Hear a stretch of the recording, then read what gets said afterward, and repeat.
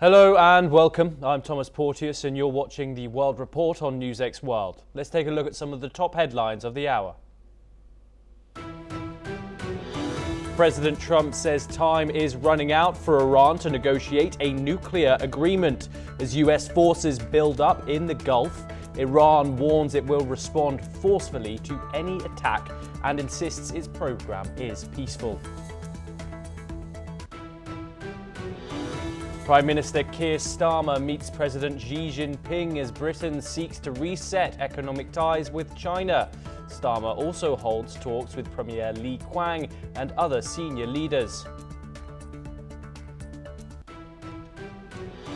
The FBI executes a search warrant at a Georgia election facility tied to probes into 2020 vote claims.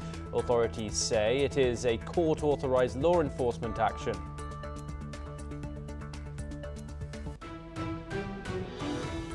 President Trump warns Minneapolis Mayor Jacob Frey over refusing to enforce federal immigration laws. Activists say deportation raids continue despite talks of de-escalation.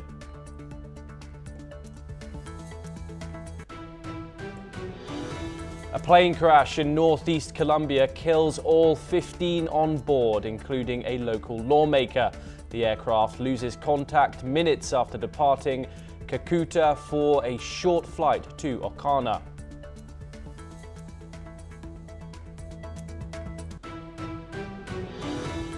Russian drone attacks in southern Ukraine kill 3 people, regional officials have said. The strikes hit overnight as the war continues.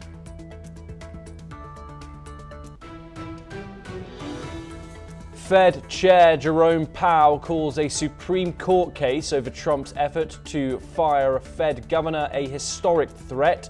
Powell also says he believes the central bank will remain independent.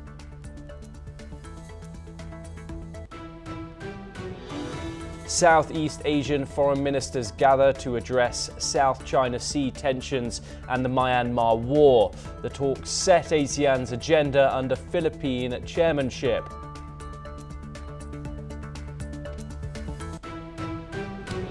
Those are the top stories of the hour, and we start this bulletin in the US. And the US has laid out a new plan for the demilitarization of Gaza at the UN Security Council. Washington says weapons would be decommissioned through an agreed process backed by an internationally funded buyback and reintegration program under independent international monitoring. The proposal follows an October ceasefire brokered by President Donald Trump. Hamas, however, still controls just under half of Gaza, and further Israeli troop withdrawals are tied to the group giving up its weapons. US Ambassador to the UNSC, Mike Walls, said Hamas must have no role in Gaza's future governance. All tunnels and weapons facilities would be destroyed. He confirmed plans for a temporary international stabilization force to help secure Gaza and enable Israeli withdrawal. Hamas says no detailed disarmament plan has been presented, while Israel says the group still holds tens of thousands of weapons. Joining us now to discuss this is Spencer Critchley, a communication strategist, joining us live from California. Thank you very much for joining us, Spencer. It's always a great pleasure to speak to you here on the program. The Gaza plan, of course, it has been fragile to say the least. However, we have seen the return of the last hostage, and now Israel and the United States' prime aim is to disarm Hamas. Do you see a buyback scheme as an effective way of doing so here? And of course, we have to look at the prospects as well of this international destabilization force, which hasn't been fully established yet. How do you think this might play out, Spencer? To be confident, unfortunately, because of the players involved, there's a multilateral trust deficit. Obviously, we cannot trust Hamas. They have a fanatical devotion to a cause that leads them to willingly sacrifice and even deliberately sacrifice their own innocent civilians. And they, of course, will just lie constantly and feel that they're righteously justified in doing that since they're fighting, in their view, the forces of worldwide evil. Then you have the Netanyahu government, which has proven to be untrustworthy, with Netanyahu himself, facing criminal penalties for his own personal corruption, and with it being a very shaky coalition of relatively moderate elements, along with the most extreme right-wing Israeli elements who are tending in the sort of mirror image direction of mirroring Hamas. And then, Donald Trump, who is just notorious as the most prolific liar, at least in American history, and whose every move seems to be conditioned by whatever often corrupt angle he can play for his own personal enrichment. Furthermore, with Donald Trump, his sort of fantasy baseball approach, as we might call it in the United States, towards international relations and towards governing in general. I mean, he announces this plan, which seems to so far consist in Hamas will disarm, and then, a technocratic temporary government will be established to run Gaza. So far, we haven't seen any details about how that would actually happen. And as a final point, I'd say it reminds me of a joke that one often sees in the business world in the United States about somebody's business plan amounting to form company, invent brilliant product, get rich. And that seems to be, at least so far, what we've seen from Donald Trump. Indeed, Spencer, and this international stabilization force, which is set to come in to temporarily stabilize Gaza, there has been a number of countries which have put their names forward for it.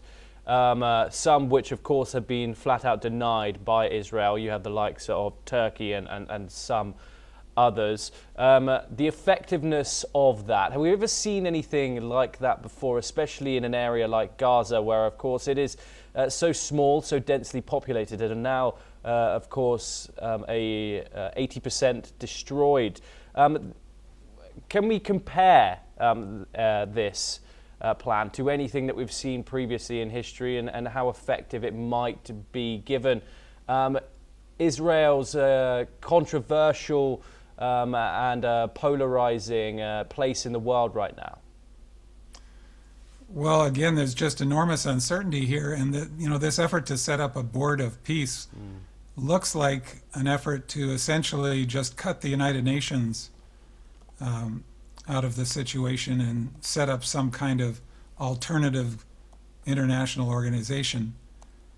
The United Nations is certainly far from perfect, but we have no reason to trust that a board of peace set up by Donald Trump, on the heels of his, openly exploitive, almost colonialist plans that he's previously announced for Gaza, and which doesn't seem to entertain any meaningful role for moderate Palestinians to be running their own territory, hardly inspires confidence. And of course, the US have said that Hamas must have no future role in Gaza's governance. Who fills that vacuum? Well, again, this is why this problem has been so fiendish for so many decades.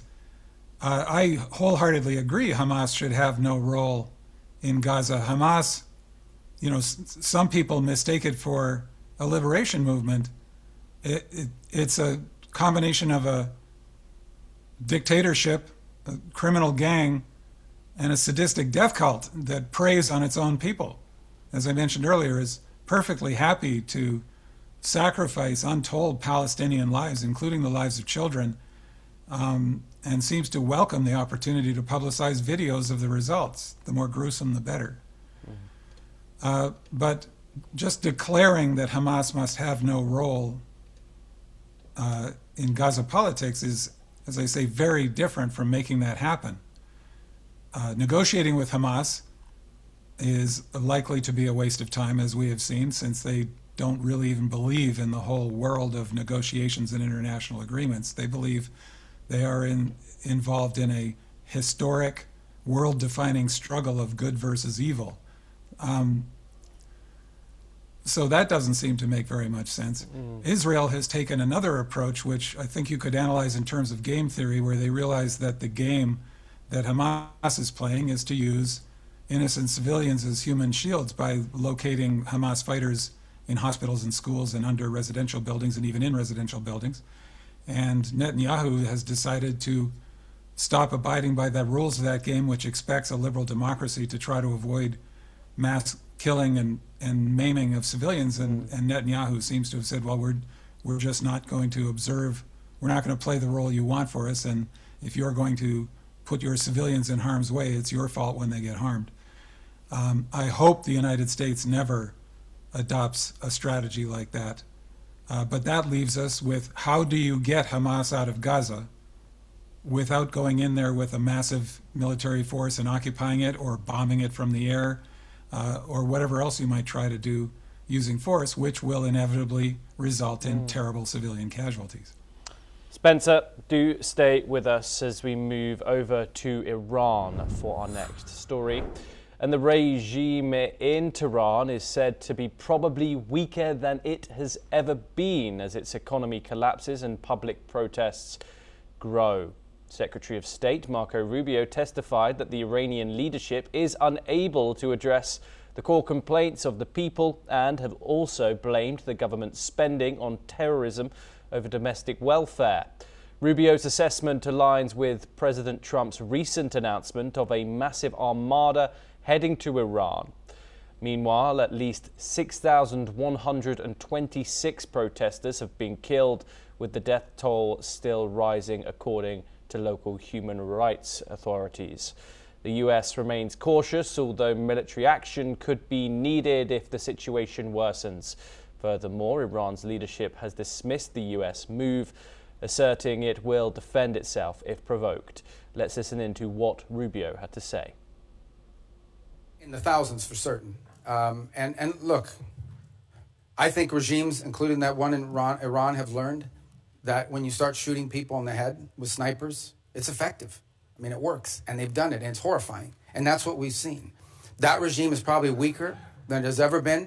And the core problem they face, unlike the protests you saw in the past on some other topics, is that they don't have a way to address the core complaints of the protesters, which is that their economy is in collapse. And the reason why there's economies in collapse is because they spend all their money and all their resources building weapons and sponsoring terrorist groups around the world instead of reinvesting it back into their society. And as a result, have taken on massive global sanctions, which has isolated their economy and their country. And so that's what the Iranian people are demanding, is that they stop doing that and start caring about them and get these sanctions off them. And this regime is unwilling to do it. So the core challenge is the protests may have ebbed, but they will spark up again in the future, because this regime, unless they are willing to change and or leave, have no way of addressing the legitimate and consistent complaints of the people of Iran who deserve better. Spencer Critchley joins us once again. Spencer, of course, protests have reportedly died down now, but that internet blackout is still very much present, and reportedly over 6,000 people have been killed. Some organizations even reporting as high as 20,000. However, we simply do not know. But it has been a few weeks now since Donald Trump put that Truth Social post out saying that urging Iranian people to take over their institutions, saying, quote unquote, help is on the way. That armada, so-called armada, which Donald Trump is talking about, is that the help which the Americans have sent? And do you think the Iranian people would benefit from an American intervention here? And again, we have this critical trust deficit, and it's just so terrible to see an international situation where the word of the United States is worth about as much as the word of the Iranian mullahs or the word of Hamas. That's perhaps an overstatement a little bit there, but we essentially have no reason to trust Hamas. We have no reason to trust Iran, and we've got vanishingly little reason to trust the Trump administration. It was grossly and childishly irresponsible of Donald Trump to promise help in this impulsive social media post. He calls his social media network Truth Social. I think it'd be more accurately referred to as Ministry of Truth Social, in a nod to George Orwell. But to do something like that, and I'm sure that many Iranians believed him and exposed themselves to danger, and who knows how many of them may have been maimed or killed because of that. And it was a moment's impulse, and and his whole career is one momentary impulse after another, behaving at this childish level.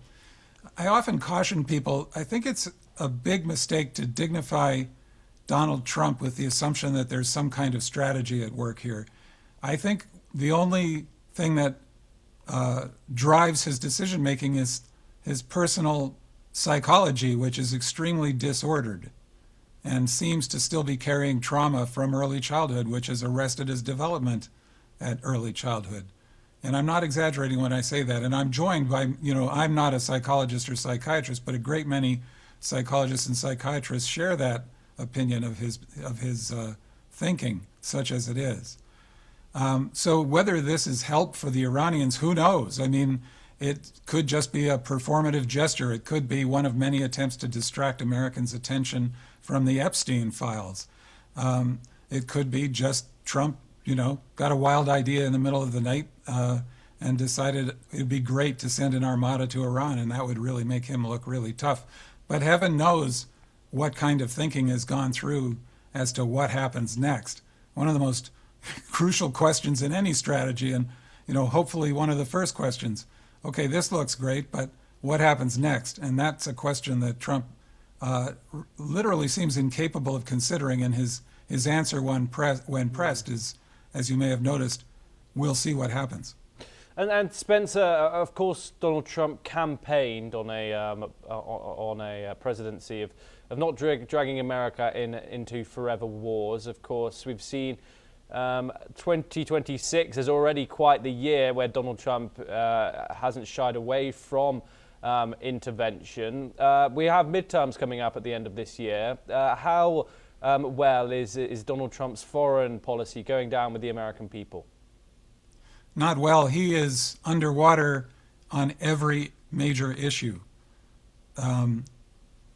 He had been very strong, as you probably know, on immigration, very strong on the question of being seen as a strong and effective leader on the world stage, very strong on leadership of the economy, very strong on reducing crime, very strong on ending America's involvement in wars in other countries and restoring peace.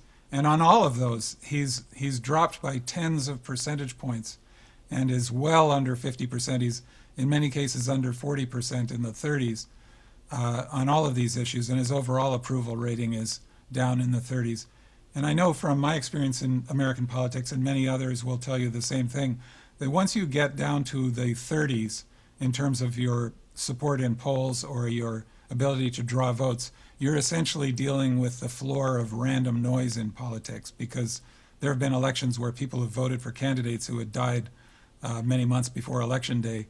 And you can always find 30 to 35% of a population that will vote for just about anything. So I would say today, at least, Donald Trump is in extremely serious political trouble. Statistically, he's being supported essentially by the noise floor of politics. Spencer Critchley, thank you so much for taking the time and joining us. It's a pleasure to speak to you here on the broadcast.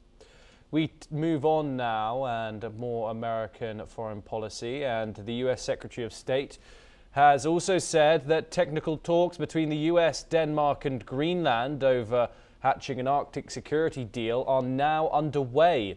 The Danish Foreign Minister Lars Løkke Rasmussen and Greenlander Foreign Minister Vivian Modsfeldt have agreed to create a working group aimed at addressing differences with the US.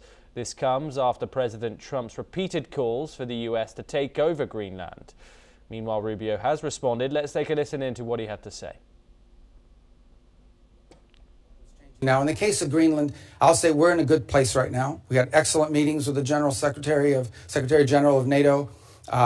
In fact, even as I speak to you now, there'll be some technical level meetings between us and our partners in Greenland and Denmark on this issue. And I think we have in place a process that's going to bring us to a good outcome for everybody. I think we're going to get something positive done. We're going to begin that process in a very professional, straightforward way. It begins today, and it'll be a regular process. We're going to try to do it in a way that isn't like a media circus every time these conversations happen, because we think that creates more flexibility on both sides to arrive at a positive outcome. And I think we're going to get there. And I thought it was noteworthy and important that despite your concerns, the president at his speech in Davos made very clear that the United States was not going to use force or military force in Greenland. So I think we're going to wind up in a good place. We got a little bit of work to do, but I think we're going to wind up in a good place. And I think you'll hear the same from our colleagues in Europe very shortly. Matthew Vadum joins us now, an American journalist and author, joining us live from the US capital of Washington. Thank you very much for joining us here on NewsX World. It's a pleasure to have you. Do you think these talks are genuinely about Arctic security cooperation, or are they trying to save face, to walk back Trump's Greenland rhetoric? Well, that's an interesting theory, except that when Donald Trump does things, you don't always know what he is trying to achieve. He said he wanted to take Greenland by force. He disavowed that proposal at the meeting in the World Economic Forum meeting in Davos, Switzerland last week. Said it's not going to happen. Maybe all he wanted to do was to shake up NATO and to get it to take a greater role in policing the Arctic and protecting Arctic sea lanes and so on from Russia and Greenland's resources from Russian and Chinese aggression. So, maybe he is trying to walk it back, but when he does something, it's often seems outrageous or even crazy to people. There's usually a method behind the apparent madness. This is the way that Donald Trump negotiates. This is the way he gets things done. And, it doesn't always work, but it certainly works a lot of the time. So, face saving may be part of it, but I suspect it isn't. I suspect that he never seriously expected to take over, to send the 101st Airborne or the Marines to seize Greenland by force. I think he just wanted to get a better deal for the United States and wanted NATO to up its involvement in the Arctic region. And what does Washington actually want out of Greenland here, that it does not already have through NATO and existing basing agreements?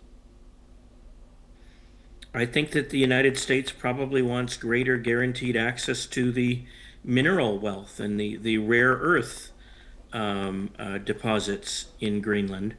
And, it has some access right now, I guess, but not a lot. It has the one major military base in the north of Greenland, but it doesn't have a lot of military personnel there.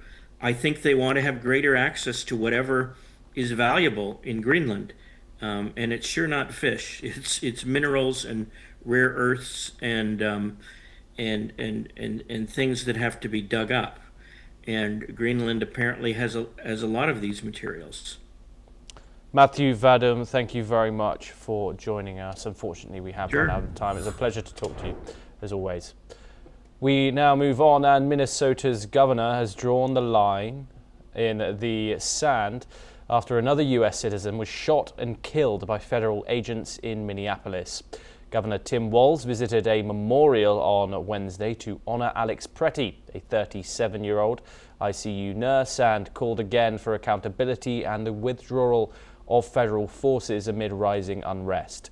Pretty's death over the weekend, the second US citizen killed by immigration enforcement agents in Minnesota this month, has ignited protests and sharp criticism of the Trump administration's surge of federal agents. Walz said his trip was personal but stressed the need for action, not just words, demanding the federal presence be scaled back. The White House has moved to recalibrate enforcements, sending its border SAR to Minneapolis and hinting at a de-escalation in federal deployments. As tensions mount, lawmakers and community leaders continue to call for independent investigations into both the Pretty and earlier shootings. A wave of cyber attacks has hit several major US companies, including Bumble, Panera Bread, Match Group and Crunchbase, amid warnings of a new social engineering campaign. Bumble said a contractor's account was compromised in a phishing incident, giving a hacker brief unauthorized access to a small part of its network, though no member data or messages were affected. Panera confirmed a separate incident in which a hacker accessed contact information stored in a software application.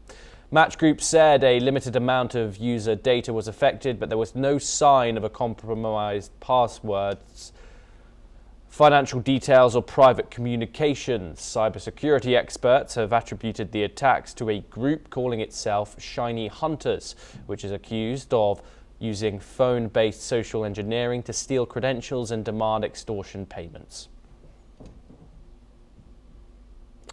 Well, that's all that we have time for this hour. Keep watching NewsX World for more international news updates.